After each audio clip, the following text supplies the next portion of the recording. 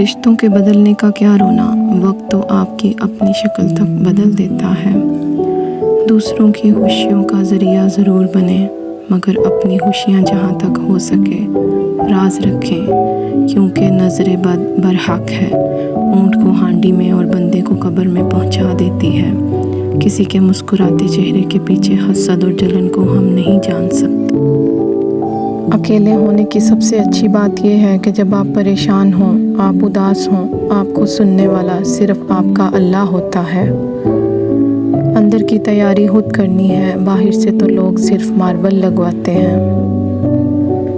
یقین کرو، نماز پڑھنے لگ جاؤ، اللہ تمہاری ساری مشکلیں حل کر دے گا۔ کبھی کبھی کسی سے بات کرتے ہوئے اللہ پاک بہت یاد آتا ہے، اور کبھی اللہ پاک سے بات کرتے ہوئے کوئی انسان بہت یاد آتا ہے۔ زندگی ایک انجان کتاب جیسی ہے، اگلے صفحے پر کیا لکھا ہے کسی کو نہیں پتا۔ قبر وہ خالی مکان ہے جو صرف اچھے اعمال سے ہی آباد ہو سکتا ہے۔ انسان ایک غافل منصوبہ ساز ہے، وہ اپنی ساری پلاننگ میں کبھی اپنی موت کو شامل ہی نہیں کرتا۔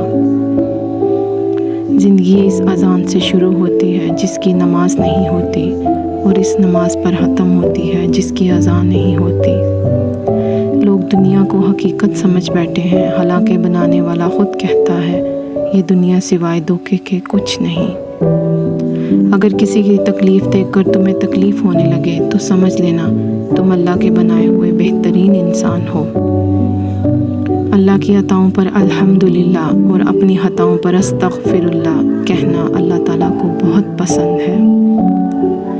کچھ بھی کر لیا جائے، جتنا مرضی حدود سے باہر نکل کر انجوائے کر لیا جائے، آخرکار ایک بار دل خاموشی سے کہہ ہی جاتا ہے کیا فائدہ، گزر ہی گیا وقت، رہ تو وہ گیا جو آ کے بھیج دیا۔ پریشان ہیں کہ لوگ آپ کے حجاب کے بارے میں کیا کہیں گے؟ یاد رکھیں، آپ اکیلے اس دنیا میں آئے ہیں، آپ اکیلے ہی اس دنیا سے جائیں گے، اکیلے ہی قبر میں رہیں گے، اکیلے ہی اللہ کے سامنے جواب دہ ہوں گے، اور آپ کا فیصلہ بھی اکیلے ہی ہوگا۔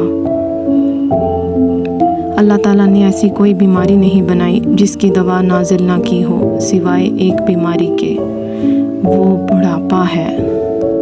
بدگمانی میں اتنی طاقت ہے کہ یہ انسان کا ذہنی سکون برباد کرنے کے ساتھ ساتھ ایک دوسرے سے جڑے تعلق کو کچھ منٹوں میں ہڑپ کر جاتی ہے۔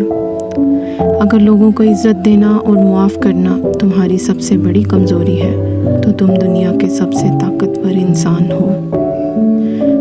دنیا کا غم دل میں تاریکی لاتا ہے، اور آخرت کی فکر دل میں نور پیدا کرتی ہے۔ زندگی میں کوئی بھی ملاقات فضول نہیں ہوتی، ہر انسان جسے تم ملتے ہو وہ یا تو تمہاری آزمائش ہوتا ہے، یا سزا ہوتا ہے، یا پھر آسمانی تحفہ ہوتا ہے۔ ہر تباہی کے لیے کسی کی بد دعا ضروری نہیں ہوتی، کسی کا صبر بھی آپ کو تباہ و برباد کر سکتا ہے۔ مسکراہٹ روح کے دروازے کھول دیتی ہے، خاموشی غصے کا بہترین علاج ہے، شرم کی کشش حسن سے زیادہ ہے، نامکمل علم فساد پیدا کرتا ہے۔ کیا کہا اپنوں سے امید رکھتے ہو، نادان ہو، قصہ یوسف نہیں سنا؟